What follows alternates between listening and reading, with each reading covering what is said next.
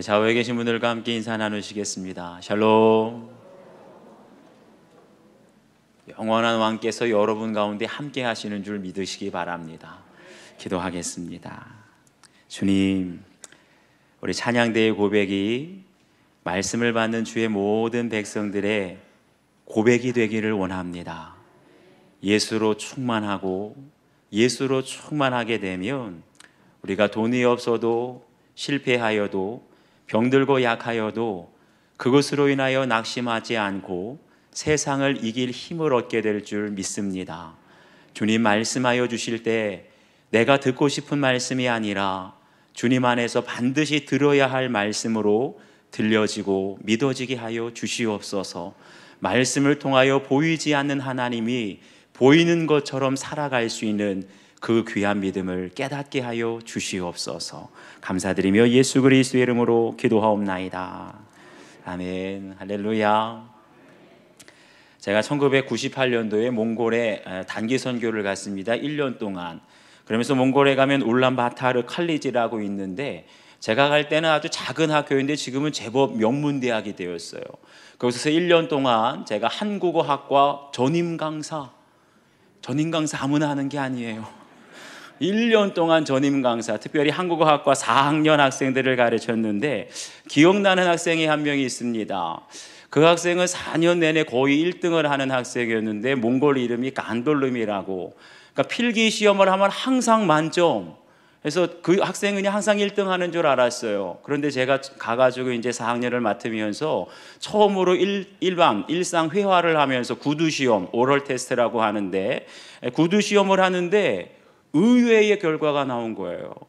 그냥 필기 시험을 보면 만점인데 구두시험, 말로 하는 시험을 하니까 입을 뻥끗 안 하는 거예요.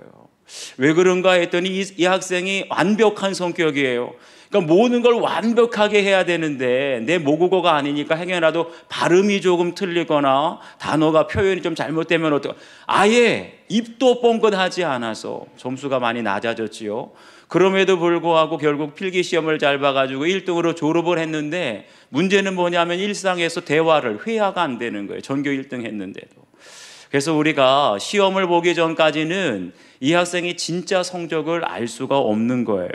학생들은 누구나 시험을 부담스럽게 스트레스를 받으면서 힘들어합니다. 그래서 어떤 학교에서는 시험 폐지하자, 학생들과 비교하고 평가하는 거 옳지 않다. 저는 그렇게 생각하지 않아요. 아무리 학생들이 부담스러워하고 스트레스를 받아도 시험은 반드시 필요합니다. 왜 그러느냐? 시험을 봐야 내가 부족한 것이 무엇인지, 연약한 것이 무엇인지 이거를 알게 돼요.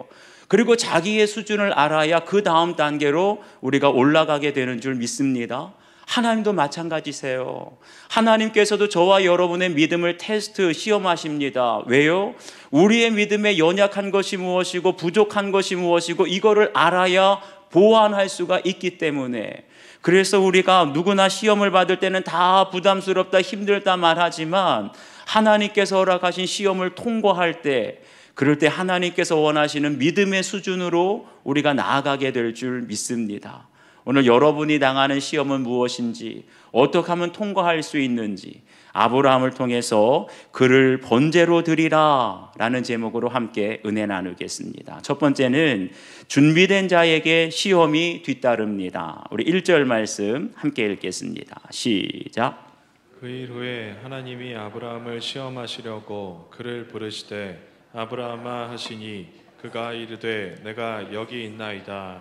아멘. 여기 보면 그 일 후에 라고 되어 있는데, 원어 성경을 보면 좀 달라요. 복수 형태로 되어 있는데 원어대로 번역을 하면 그러한 일들이 있은 후에, 이런 뜻이 돼요. 이게 무슨 말이냐 하면, 한마디로 아브라함이 갈대아 우르를 떠나서 가나안 땅에 도착해서 이루어진 일들, 그리고 그 땅에 기근이 일어나서 애굽으로 내려가 바울에게 거짓말한 사건, 하갈에게서 이스마엘을 낳고 또 아비멜렉에 가서, 그랄 왕 아비멜렉에 가서 거짓말했다가 책망을 듣지요. 그러한 일들, 그리고 마지막에 100세에 하나님께서 허락하신 언약의 후손, 영적인 후사인 이삭을 낳은 일까지, 이 모든 일련의 사건들을 가리켜서 그러 이러한 일들 후에라고 말하는 거예요. 그런데 그때 무슨 일이 있습니까? 하나님이 아브라함을 시험하시려고 그를 부르셨다라고 했어요.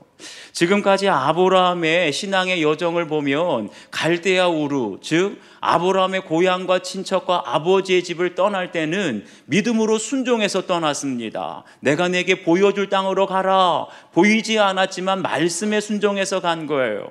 그런데 아브라함이 항상 순종했나요? 그러지는 않았죠. 갈대아 우르 땅을 떠날 때는 순종했지만 가나안 땅에 기근이 일어나니까 하나님께 묻지도 않고 애굽으로 자기 멋대로 내려갔지요. 그리고 하갈에게 들어갈 때도 하나님께 묻고 말씀대로 순종해서 간 것이 아니라 사라의 말만 듣고 차라리 내 여종에게 들어가라.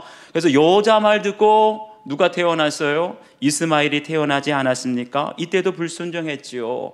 이렇게 아브라함의 일생에 항상 순종만 있었던 것이 아니라 불순종하고 넘어지고 실패할 때도 있었지만 중요한 것은 뭐냐? 아무리 불순종하고 넘어질 때가 있었지만 끝까지 하나님을 떠나지 않았다는 거예요.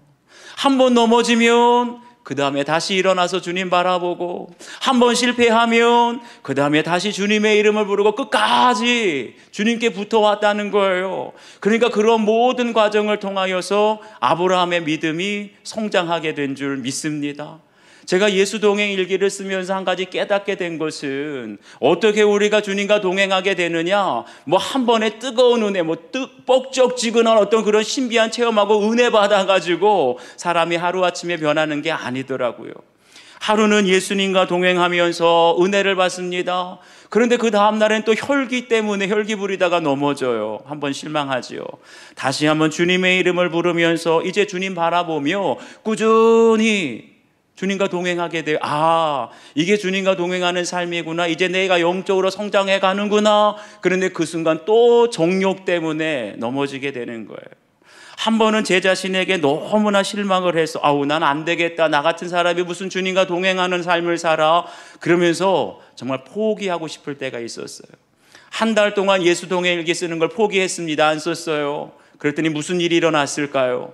늘 눈만 뜨면 주님의 이름을 부르고 주님 바라보며 동행하다가 한 달 동안 그걸 그치게 되니까 다시 옛 습관이 다 올라오는 거예요.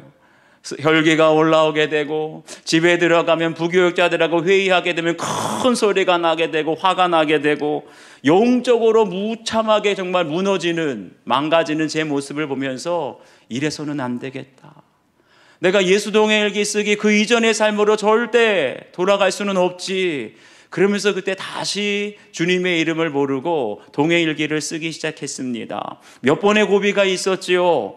그런데 끝까지 포기하지 않고 10번 넘어지면 11번째 다시 일어났어요. 100번도 더 넘어졌을 거예요. 그런데 100번 넘어지면 다시 일어났습니다.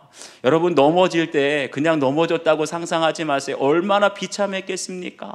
여러분에게 말로 다 할 수 없는 그런 비참한 모습으로 넘어졌어요. 저에게도 그런 것이 있어요. 그런데 그것으로 끝났다면 여기까지 올 수 없었겠지만 100번을 넘어져도 101번째 다시 주님의 손 붙들고 주님 바라보며 일어나게 되었을 때 오늘 이 자리까지 오게 된 줄 믿습니다. 믿음의 조상 아브라함도 그랬어요. 넘어지고 불순종하고 실패할 때 있었지만 그럴 때마다 한 번 더 일어나서 이제 믿음이 성장하게 되니까 어떻게 돼요? 하나님이 아브라함을 시험하시려고 그를 부르셨다는 거예요. 여기서 시험한다라는 말은 한마디로 무엇을 입증하기 위한 일종의 테스트라는 거죠. 여러분, 선생님들이 학생들에게 아무거나 테스트하지 않아요. 가르쳐 준 것에 대해서 이 정도는 알겠지, 준비가 될 때 테스트를 합니다. 마찬가지로 하나님께서 지금 아브라함을 시험하셨다는 건 무엇이죠? 이제 아브라함이 믿음의 조상이 될 만큼 영적으로 성장했다는 것을 인정해 주셨다는 거죠. 그러니까 하나님께서 우리 모두에게 동일한 시험을 주시는 것이 아니라 각자의 믿음의 수준에 맞는 그런 시험을 허락하신다는 걸 아셔야 돼요. 고린도전서 10장 13절을 보면 오직 하나님은 미쁘사 너희가 감당하지 못할 시험 당함을 허락하지 아니하신다라 그랬어요. 달리 말하면 어떤 시험만 주신다고요? 감당할 시험, 우리 수준에 맞는 시험만 주신다는 거예요. 그렇기 때문에 우리가 영적으로 성장하고 믿음이 계속 성장하게 되면 믿음이 어린아이 같을 때는 어린아이 같은 시험이 와요. 그런데 우리가 영적으로 성장하게 되면 이전에 겪어보지 못했던 진짜 시험, 감당할 만한 시험을 하나님이 허락해 주시는 줄 믿습니다. 한번 여러분은 지금까지 어떤 시험을 통과하셨나요? 저도 지금까지 믿음의 여정을 돌아보게 되면 다양한 시험이 있었다는 것을 알게 되었습니다. 그 중에 첫 번째가 대학에 떨어지는 시험이었어요. 제가 정말 꼭 가고 싶었던 학과가 있었는데 똑 떨어졌어요. 얼마나 절망했는지, 1년 동안 2년 동안 얼마나 방황했는지 몰라요. 그것이 시험이었습니다. 그런데 그런 시험을 통해서 제가 주님을 인격적으로 만나게 되었어요. 하나님의 뜻이 있었죠. 두 번째 시험은 첫 번째 시험과는 비교할 수도 없는 시험이었어요. 바로 가난의 시험이었습니다. 전임 전도사 사역, 준전임 사역을 하면서 2년간 제 인생에 겪어본 적이 없었던 기근을 만났습니다. 아이가 둘이었는데 갓 돌 지난 아이, 딸이었는데 그 아이 먹일 분유가 떨어졌어요. 그런데 돈도 한 푼 없어요. 쌀도 없어요. 분유가 없으면 미음이라도 해 먹으면 좋겠는데 쌀도 없을 정도로. 그런데 그러한 기근을 무려 2년 동안이나, 그러다 보니까 예전에는 돈을 의지하면서 살았는데 이제는 주님만 바라보면서 살게 되는 훈련을 그때부터 하신 것 같아요. 주님 바라보면, 주님 이름 부르면 어디서 까마귀가 쌀도 갖다 주고 반찬도 갖다 주고 봉투도 갖다 주고, 그렇게 2년을 견딜 수가 있었습니다. 그런데 최근에 들어서 주님은 저에게 마지막 테스트, 마지막 시험을 하고 계세요. 그게 뭐냐? 지금까지와는 차원이 다른, 수준이 다른 내 전부를, 저의 전부를 주님께 바치라는 거예요. 지금까지는 제가 나름대로 열심히 목회하면서 제가 원하는, 제가 하고 싶은 목회의 모습이 있었는데 이제 그거 다 내려놓으라는 거예요. 그리고 이제부터는 김지는 없고 오직 예수로만 살라고. 오늘 우리 찬양대에서 찬양을 했는데 예수로만 살라고. 그게 뭐겠어요? 나는 죽고 예수로 사는, 주님과 동행하는 삶이죠. 지금까지는 나름대로 제가 원하는 삶을 위해서 물질적으로든 사람들에게 인정과 성공이든 그런 것들을 위해서 열심히 살아왔는데 이제는 내가 원하는 너의 만족을 위한 목회가 아니라 오직 주님 한 분으로 만족한, 예수님 한 분으로 충분한 그러한 삶을 살라고. 너의 모든 것 주께 맡길 수 없겠니? 이런 테스트를 하고 있어요. 아직까지 진행 중에 있습니다. 하지만 이제 저에게 남은 것은 24시간 주님만 바라보며 오직 예수님 한 분으로 충분한 삶을 살기 위해서 오늘도 나는 죽고 예수로 살아가고 있습니다. 여러분도 한번 적용해 보시기를 바라요. 지금 하나님께서 나의 믿음을 입증하기 위해서 허락하신 시험과 테스트는 과연 무엇입니까? 우리가 시험이 없다고 좋아할 게 아니에요. 그만큼 우리의 믿음이 약하다는 것이죠. 그런데 우리가 믿음으로 성장하게 되면 왜 나에게 이런 큰 시험이 올까요? 그만큼 우리가 성장했다는 거죠. 감당할 만한 사람에게 주님은 감당할 만한 그 수준의 시험을 허락해 주십니다. 그것이 무엇인지 한번 적용해 보시길 바랍니다. 두 번째는 가장 사랑하는 아들을 바치라입니다. 우리 2절 말씀 함께 읽겠습니다. 시작. 여호와께서 이르시되 내 아들 내 사랑하는 독자 이삭을 데리고 모리아 땅으로 가서 내가 내게 일러준 한 산 거기서 그를 번제로 드리라. 아멘. 그런데 하나님께서 아브라함에게 허락하신 시험이 뭔가 보니까 네 아들 네 사랑하는 독자 이삭을 번제로 드리라. 한마디로 뭐예요? 정말 상상하기도 싫죠. 아들을 바치라는 시험이었어요. 그런데 여기 보니까 그냥 이삭이라고 하지 않고 네 아들, 네 사랑하는 아들, 네 독자 3번씩이나 강조해요. 그냥 이삭이라고 하면 네 아들 이삭을 바쳐라 그러면 되는데 3번씩이나 강조하죠. 그런데 특별히 보면 아브라함에게 있어서 이삭은 정확하게 말하면 독자가 아니었죠. 이삭 전에 누가 있었습니까? 바로 하갈에게서 낳은 이스마엘이 있었지요. 뿐만 아니라 나중에 보게 되면 후처였던 구드라를 통해서 6 아들을 낳았어요. 아니 아들들이 이렇게 많은데 왜 이삭을 독자라고 하셨을까? 문자적인 의미의 독자가 아니라 여기서 독자라는 의미는 한마디로 아브라함에게 있어서 생명보다 더 소중한, 아브라함의 생명보다 더 아끼고 사랑하는 아들, 그 독자라는 의미죠. 뿐만 아니라 영적으로 보면 육적인 아들은 많이 있었지만 하나님의 언약, 하나님의 영적인 그 계보를 잇게 될 후사는 오직 이삭 하나밖에 없었다. 그래서 독자라고 하셨던 겁니다. 마태복음 3장 17절을 보면 예수님이 세례를 받으실 때 하늘에서 소리가 납니다. 이는 내 사랑하는 아들이요 내 기뻐하는 자라. 한마디로 이삭은 아브라함에게 어떤 아들이었느냐? 내 사랑하는 아들이요 내 기뻐하는 아들이었다는 거예요. 그런데 그걸 누가 잘 아신다고요? 하나님이 너무나 잘 아세요. 하나님께서는 아브라함에게 이삭이 얼마나 사랑스러운 소중한 아들인지 정말 눈에 넣어도 아프지 않고 내 목숨과도 바꿀 수 있는 그러한 독자라는 걸 잘 알고 계셨지요. 그런데 왜 이걸 너무나 잘 아시는 하나님께서 아브라함에게 그를 번제로 드리라, 왜 이런 말씀을 하셨을까요? 차라리 아들 대신에 제가 죽겠습니다. 아들 이삭 때문에 아브라함인 제가 하나님께 번제로 드려질게요. 이것이 부모의 마음이고 아버지의 마음 아니겠습니까? 우리가 자식을 키우다 보면 애들이 감기만 걸려도 열이 조금만 나도 뭐라고 기도가 나와요? 제가 아들 대신 아플게요, 주님. 제발 우리 아들, 딸은 아프지 않게 해주세요. 어머, 저만 그렇습니까, 여러분? 우리 부모님들은 다 그런 거 아니에요? 조금만 아파도 뼈 부러져도 어디 병원에 갈 일만 있어도 제발 주님, 제가 대신 아플게요. 그런데 여러분, 어떤 부모가 자식의 고통을 눈뜨고 볼 수가 있겠습니까? 눈뜨고 볼 수가 없죠. 조금만 아파도. 그런데 어떻게 상식적으로 도저히 이해할 수가 없는 이러한 말씀을 하시겠어요? 아브라함이 아무리 말해도 내가 대신 아플게요, 내가 대신 죽을게요 해도 하나님이 말씀하세요. 아니야, 아브라함, 너 말고 내 독자 이삭을 번제로 드리라 라고 하세요. 여러분, 여기서 번제가 뭔지 아세요? 여기서 번제라는 것은 한마디로 제물의 사지를 자르고 온몸에 각을 떠서 번제단 위에 올려놓고, 그것도 올려놓는 게 아니에요. 완전히 불을 태워서 드리는 거, 그게 바로 번제였어요. 태워서 드린다 그래서 번트 오퍼링이라고 하는데, 태워서 드리는 제사가 바로 번제였어요. 그러니까 배를 가르고 피를 흘린 후에 태우라는 거죠. 상상을 한번 해보십시오. 상상할 수도 없지만 아버지가 아들의 피 흘리는 모습을 봐야 돼요. 피 흘리면서 죽어가는 모습, 그 고통스러워하는 모습을 지켜봐야 합니다. 세상에 어떤 아버지가, 세상에 어떤 부모가 자식이 피 흘리면서 죽어가는 그 모습을 그냥 볼 아비가 어디 있겠어요? 얼마나 마음이 찢어지겠습니까? 감기만 걸려도, 열만 나도 내 마음이 찢어지는데 피를 흘리면서 죽어가는 아들의 모습을 본다, 상상할 수가 없지요. 그런데 왜 하나님께서 상식적으로는 도저히 이해할 수 없는 이러한 것을 아브라함에게 시험하실까요?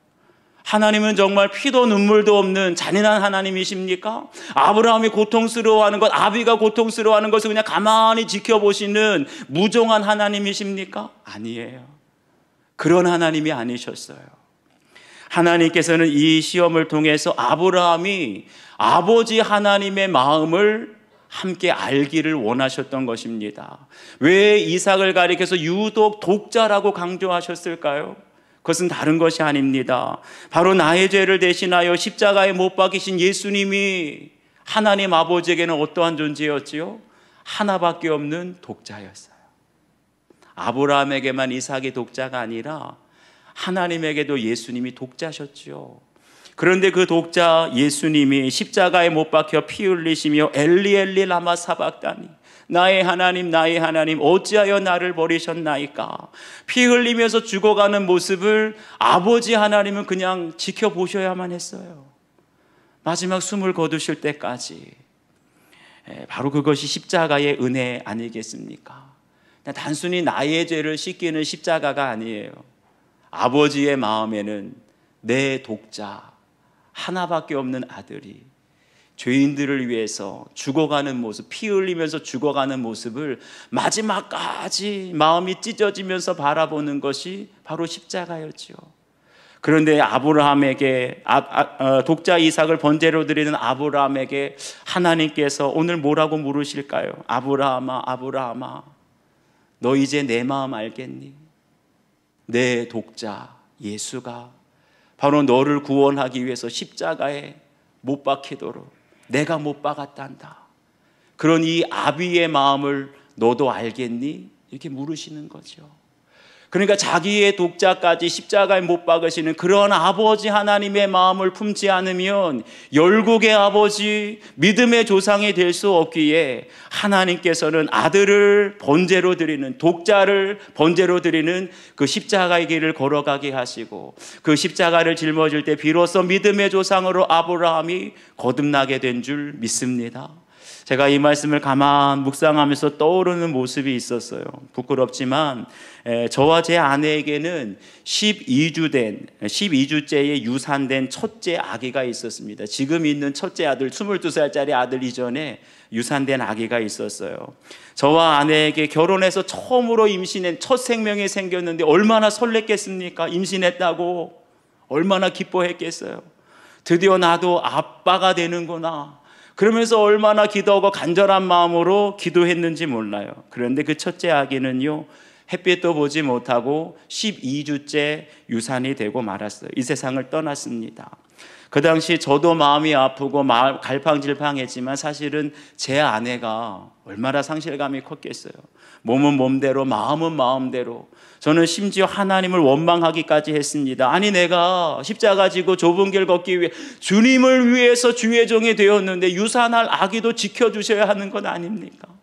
그런데 고생하면서 주님을 섬기겠다고, 주의 종이 되겠다고 했는데 첫째 아기, 그것도 가장 소중한, 가장 설레는 마음으로 기대와 소망을 가지고 기도했던 첫째 아기를 12주째 데려가시니까 제가 목회하는데 이거 목회를 계속 해야 되나, 너무나 힘들었어요.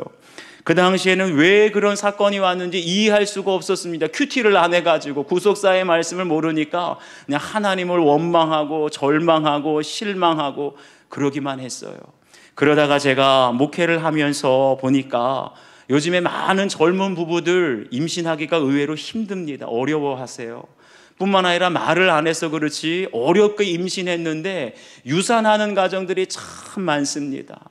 첫째 아기, 둘째 아기를 갖고 싶었는데 또 유산했어요. 그런데 보세요. 그런 사람들에게 말로만 만약에 제가 위로를 했다면 그게 공감이 됐겠습니까? 아무런 위로가 되지 않죠. 그런데 12주째 정말 사랑하고 아끼고 설레면서 기다렸던 그 아기를 유산한 슬픔과 아픔을 겪었기에 그냥 입술의 말로만이 위로가 아니라 함께 그 슬픔을 공감해주고 그 아픔을 공감해주는 그런 위로를 전할 수가 있었어요. 그러면서 깨닫게 된 것은 저희 가정에 유산의 아픔과 슬픔이 없었다면 그냥 말뿐인 위로를 할 수밖에 없었을 텐데 그 첫째 아기를 유산한 사건이 이 세상의 모든 유산의 슬픔과 아픔을 간직한 성도들, 우리 교회 성도들을 아비의 마음으로 품으라고, 마치 독자 이삭을 번제로 드림으로써 세상의 모든 사람들, 열국의 모든 사람들을 품을 수 있었던 아브라함이 되었던 것처럼 그런 아버지의 마음으로 슬픔을 당한 성도들을 다 품으라고 저에게 허락하신 십자가의 사건이었다는 것이 깨달아졌습니다. 아마 여러분도 그러실 거예요. 고 하영조 목사님은 믿음에 대해서 이렇게 말씀하셨습니다. 참된 믿음이란 나의 생명과 존재보다 더 귀한 것을 포기하는 것입니다. 포기의 강도가 높아지면 믿음의 강도가 높아집니다. 그러니까 믿음이 성숙한 걸 무엇을 보고 알 수 있느냐? 내가 믿음을 위해서 무엇을 포기했는지, 얼마나 포기했는지. 포기하는 것이 없으면 장로가 되고 집사가 되어도 아무리 교회에 오래 다녔어도 소용이 없습니다. 여러분 한번 돌아보세요. 주님을 사랑하십니까? 아멘. 아멘. 주님을 사랑하십니까? 주님이 나의 생명이시고 나의 구주이심을 믿으십니까? 그러면 정말 그 믿음을 지키기 위해서, 믿음대로 살기 위해서 과연 지금까지 무엇을 포기하셨는지, 생명보다 더 소중한 무엇을 포기하셨는지 한번 생각해 보시길 바라요. 적용 질문입니다. 내가 가장 아끼고 생명처럼 소중하게 여기는 것은 무엇입니까?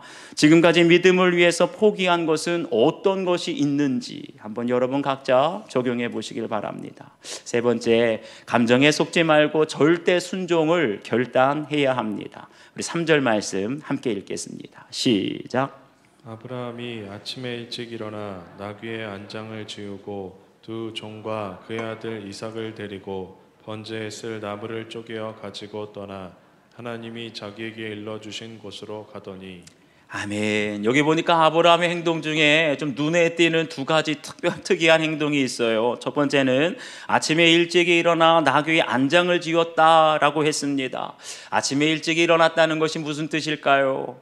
분명히 내 독자 이삭을 번제로 드리라 이 말씀을 들었는데, 이 말씀을 듣고 만약에 차일피일 미루면서 몇 날 며칠 아무것도 안 하고 장막에 틀어박혀 있었다면 뭐지요? 이게 버티기 작전 아닙니까? 내가 이렇게 몇 날 며칠 몇 달 동안 버티면 하나님도 포기하시겠지. 그건 순종이 아니죠. 마치 하나님께 시위하면서 불순종하는 겁니다.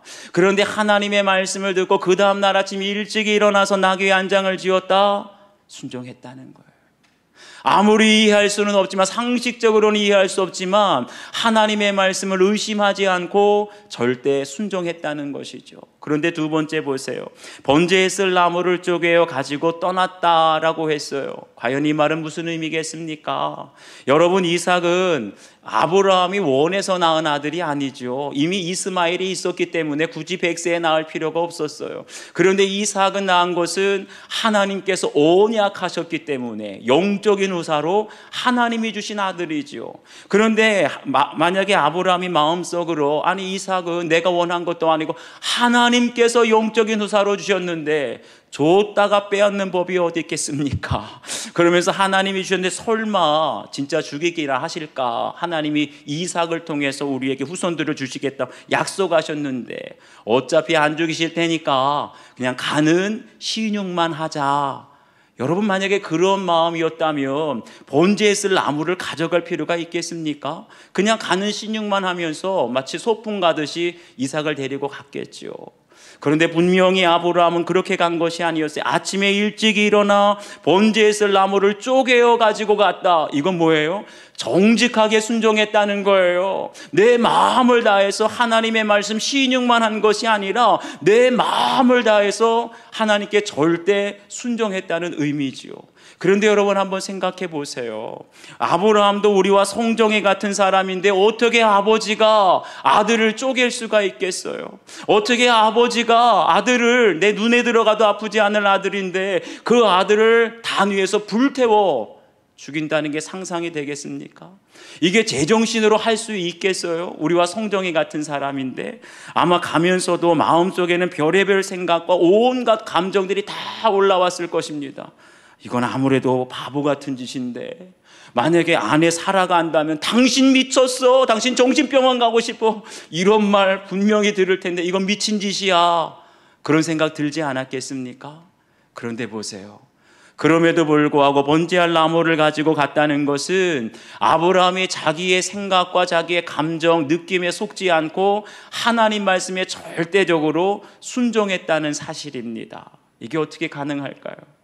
우리가 인간적으로 생각하기에 성적이 같다면 도저히 할 수 없는 일인데 어떻게 이럴 수가 있었을까? 바로 나는 죽고 예수로 사는 삶을 살았기 때문에 내 생각과 감정에 속지 않고 말씀대로 순종하게 된 줄 믿습니다. 유기성 목사님이 쓰신 예수를 바라보자라는 책을 보면 이런 내용이 나와요. 우리는 예수님이 십자가에서 이미 다 이루어 놓으신 엄청난 은혜를 받고 살면서도 현실에서는 의심하고 힘들어하고 답답해하며 살고 있습니다. 여러분도 그렇지 않나요? 분명히 하나님의 은혜를 다 말씀을 믿는다 하면서도 고민하고 의심하고 힘들어하고. 왜 그러느냐? 느낌에 의존하기 때문입니다. 믿음은 구원의 축복을 누리는 놀라운 하나님의 방법입니다. 속죄, 믿기만 하면 됩니다. 내가 속죄받았나? 느낌이 없는데 그게 아니에요. 믿기만 하면 됩니다. 하나님의 자녀됨 믿기만 하면 됩니다. 아무리 실수하고 불순종하고 죄를 지어도 믿으면 되는 거예요. 자아의 죽음이야말로 그렇습니다. 죄를 이기는 건 역시 믿음입니다. 느낌이 아니라는 거예요. 그런데 왜 우리가 왜 우리가 말씀대로 순종하기가 어려울까요? 믿는 것이 아니라 자꾸만 우리 감정, 느낌대로 살려고 하니까 말씀 앞에서 순종하기가 어려운 것이지요. 만약 아브라함에게 여전히 자아와 혈기가 남아 있었다면 독자 이삭을 번제로 드리라, 이 말씀을 들을 때 자리 박차고 일어났을 거예요. 하나님, 이제 끝입니다. 어떻게 이삭을 살아있는 아들을 번제로 드리라고 하실 수가 있어? 이제 하나님 끝입니다. 실망했습니다. 그랬겠지요. 그런데 아브라함은 100세에 자기 도저히 아이를 낳을 수 없는 나이였는데 이삭을 낳는 것을 보고 내가 완전히 죽은 거예요. 내 자아와 내 혈기가 죽고 오직 예수로 살게 된 것입니다. 내 자아와 혈기가 살아있다면 말씀을 들을 때마다 고민해요. 이거 살아야 되나? 말씀대로 순종해야 되나? 살지 말아야 되나? 감정대로 느낌대로 살게 되니까 말씀 앞에서 순종하기가 어려운 거예요. 그런데 날마다 나는 죽고 내 자아와 혈기가 십자가에 못 박히게 되면 하나님께서 무슨 말씀을 하든지 계산하지 않고 머리 굴리지 않고 그 말씀대로 절대 순종하게 될 줄 믿습니다. 여러분 한번 절대 순종하기로 마음에 결단해 보세요. 그러면 신앙생활이 굉장히 단순해지고 평안해집니다. 이제는 내가 순종할까 말까 고민하는 것이 아니라 절대 순종하겠습니다. 이 결단으로 나아가게 되면 여러분들의 앞날이 평탄하게 될 줄 믿습니다. 날마다 큐티하며 말씀대로 철저히 순종했더니 변하지 않을 것 같던 남편이 변했다는 한 성도님의 큐티인 간증입니다. 결혼 전에 남편이 성실해 보이고 운동도 잘하는 게 좋아서, 운동 잘하는 사람이 성격이 좋아 보이잖아요. 그래서 결혼했는데 남편은 신혼 초부터 밤새 술 마시고 폭언과 폭행을 행사하며, 그러니까 술 마시기 전엔 운동하면 좋아 보이는데 술 마시면 안 좋은 게 되는 거예요. 내 등에 빨대 꽂아서 피 빨아먹지 말고 돈이나 가져와라 하는 말로 저를 자주 괴롭혔습니다. 얼마나 상처가 되었을까요? 남편은 일이 안 풀릴 때마다 다 너 때문이다, 아내 탓을 하면서 외쳤고 급기야 빚을 내 주식과 부동산에 투자했지만 다 망하고 오히려 빚만 더 늘어났습니다. 이런 저희의 사정을 아는 친구들은 야, 네가 뭐가 부족해서 저런 남편하고 사니? 빨리 이혼해라, 이혼해. 네 남편이 변하면 내 손에 장을 지지겠다. 이런 말까지 했습니다. 그렇게 저는 친구들과 만날 때마다 남편을 고발하며 마음으로 살인을, 그러니까 미워했다는 거죠. 살인을 했습니다. 그런데 남편을 이혼 법정으로 넘길 계획을 모색하던 중에 결혼의 목적은 행복이 아니라 거룩이다라고 외치는 한 집사님의 간증을 듣고 따라서 큐티 모임에 나가게 되었습니다. 그곳에서 저는 우리 가정의 구원을 이루고자 남편이 수고하는 것인데 제가 이혼하려는 것은 구원의 통로를 막는 일이며 예수를 죽이는 의논과 같다는 말씀을 듣게 되었습니다. 그동안 남편이 변하길 바란 것은 남편의 영혼이 불쌍해서가, 영혼 구원을 위해서가 아니라 저의 행복을 위해서였습니다. 세상 친구들은 저에게 남편 절대 변하지 않으니 어서 십자가에 못 박으라, 이혼하라는 것이죠. 그렇지만 날마다 말씀을 붙들고 내 죄를 회개하며 순종했더니 변할 것 같지 않던 남편이 어느새 믿음의 가장으로 세워지고 지금은 교회 소그룹 리더로 섬기고 있습니다. 여러분 가정에는 이런 남편 없나요? 결혼하기 전과 결혼하고 나서가 너무 다 달라져서 주위에서 친구들이 당장 이혼해라, 이혼해라 수도 없이 들을 수 있죠. 어쩌면 그런 말 들을 때마다 순종하기가 어려울 수 있을 거예요. 그런데 나의 죄를 고백하면서 말씀대로 순종하고 인내했더니 도저히 이 사람은, 다른 사람은 변해도 이 사람은 안 변해. 그런 사람은 없습니다. 우리가 먼저 말씀대로 순종하고 회개하면 어떠한 사람도 변화될 줄 믿습니다. 한번 적용해 보세요. 하나님의 말씀을 듣고도 차일피일 미루며 아직까지 순종하지 못하는 것은 무엇입니까? 말씀을 들어도 내가 순종하지 못하는 이유가 있다면 핑계대는 것은 무엇입니까? 손해볼까 봐요. 친구들이 자꾸만 뭐라고 이렇게 저렇게 말해서요. 이제는 그런 생각과 내 감정이 아니라 오직 말씀대로만 순종하기로 결단해 보세요. 놀라운 일이 여러분 가운데 일어날 줄 믿습니다. 기도하겠습니다. 하나님 아버지,